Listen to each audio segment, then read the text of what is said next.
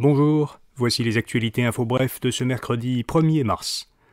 Les ingérences électorales n'étaient pas suffisantes pour en alerter les Canadiens.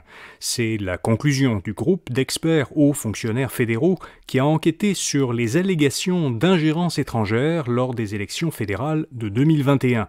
On a beaucoup parlé ces derniers jours d'ingérence de la Chine. Dans leur rapport, les experts fédéraux disent que le gouvernement n'a pas constaté d'ingérence qui aurait pu nuire à la capacité du Canada de tenir des élections libres et équitables.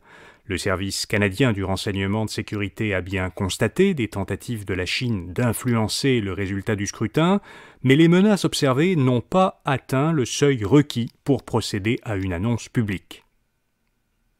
Un comité parlementaire fédéral interrogera des dirigeants de Google.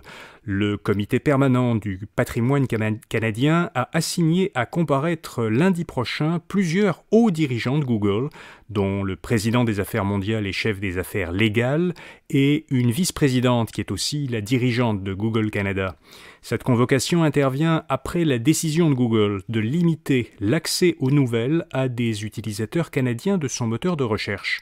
Le géant du web s'oppose au projet de loi fédérale C11. Cette loi obligerait Google et Meta à conclure des ententes commerciales pour partager leurs revenus avec les médias d'information canadiens.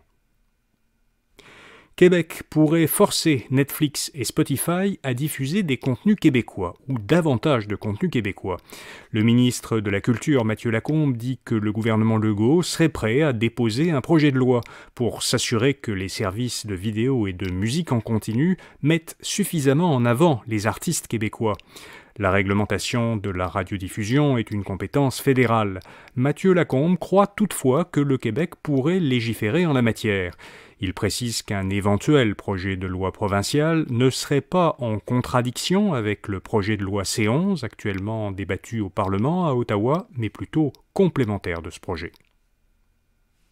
TikTok disparaît également du téléphone des fonctionnaires québécois.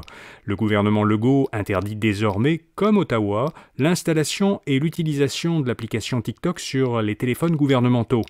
À compter de vendredi, le réseau social sera aussi banni des téléphones professionnels des élus et du personnel politique de la Chambre des communes. Les conservateurs et les libéraux fédéraux ont étendu cette interdiction aux membres de leur caucus sur leurs appareils professionnels et privés. Le Bloc québécois, lui, ne proscrit TikTok que des téléphones professionnels de ses députés.